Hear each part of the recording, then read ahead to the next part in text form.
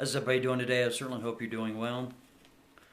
Okay, now what I'm going to show you here today is I'm going to try to prove to you that that plane landed in Diego, Garcia on the early morning of March 8th of 2014.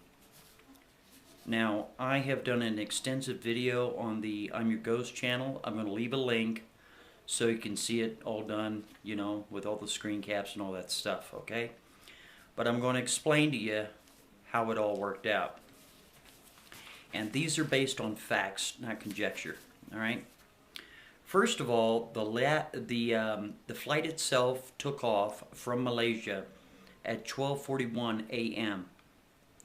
Now, the last point of contact was on the 8th at 1:21 a.m. That's a 40-minute difference from the time it took off till the time of last point of contact. Now, people in the Maldives stated that they saw that plane flying very low, headed towards the southern tip of the Maldives. If you were to take a flight from Malaysia to the Maldives, it's 4 hours and 24 minutes. All right? The plane was seen in the Maldives at 6:15 a.m. So let's do some math.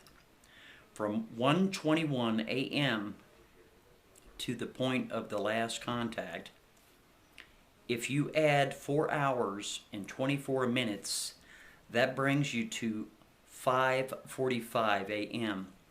But you see, you have to add 40 minutes to that because they were 40 minutes out from the point of which they took off until the last known point of contact, which will bring you to 6:25 a.m. We are talking a 10-minute difference. You got that?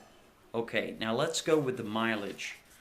The mileage to get from Malaysia to China is 2,628 miles. The mileage from Malaysia to the Maldives to Diego Garcia is 2,617 miles. Now that's 11-mile difference.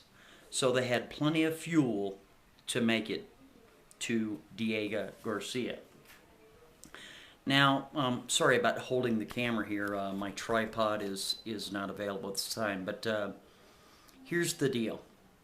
The reason why it was emitting signals is because it has some sort of mechanism in the engines that was sending relays to the satellites. Now, they had to have electricity to, steer the plane to Diego Garcia. Now, Diego Garcia is a United States top secret military base that is leased from the UK. All right? So when it landed and then, no more signals, that sort of thing, how did that happen? Well, you see, I believe that plane is being stored in a hangar that basically is, let's say, like a Faraday cage, if you will. Now, for the people that have cell phones and such, I'm going to prove my point here. If you lose your cell phone anywhere in the world and it has a GPS chip in it, it can be located via satellite, all right? Now, if you were to put that cell phone in a Faraday cage type scenario, the emissions coming from the GPS of going out, the signals going out, there would be no signals going out, and there would be no signals coming in, okay? Nothing could be sent, nothing could be received. For example, if you take any cell phone and you were to crumple up a piece of tinfoil and gently uncrumple it, and then wrap your cell phone up like a hot dog, you can call it all day long, but it's not going to ring. It will not. The person calling you can leave a message, and when you take it out of the temporary Faraday cage, if you will, you're going to get a missed call either instantaneously or maybe an hour or 24 hours later, and you'll be able to pick up that call. But while it's in there, you can't receive any calls and you can't make any calls because now the signaling has been temporarily, interrupted by that mechanism. Now, a lot of people are suggesting that, the plane it landed in Pakistan and all that nonsense. No, I'm not buying that. The reason why is when a plane is going to land at any given airport anywhere in the world, it has to have clearance to land from the tower. So that country would know that that plane was to land, and of course the cat would be out of the bag. The only way for this to, let's say, where a plane could disappear and not a trace, is if it landed on a military installation somewhere in the world, and this way, being in the Indian Ocean at Diego Garcia, no, nobody is getting close to that place. No way. That facility is as top secret as Area 51, except it's located in the Indian Ocean. Now, for people to suggest that, oh, Americans, they wouldn't harm anyone, they wouldn't do anything naughty to all those innocent people, yes, they would.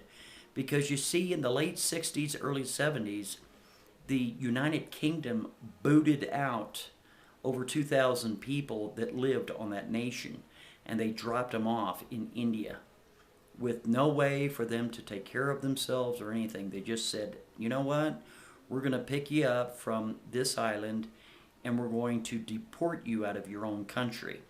The United States leases Diego Garcia from England.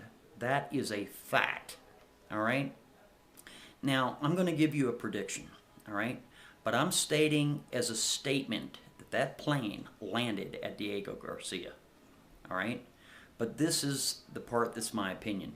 It is my opinion that that plane will be at a later date relaunched and reflown into the air and then slammed back into the ocean, and everybody will have a big hoo-hoo dance and say, oh, well, we must have missed it and we found it and all this stuff. But guess what? You're not going to find any passengers. I don't believe that you will. And the reason why is because they will use this time that has gone by to state that's why you're not going to find any passengers. You know what I'm saying?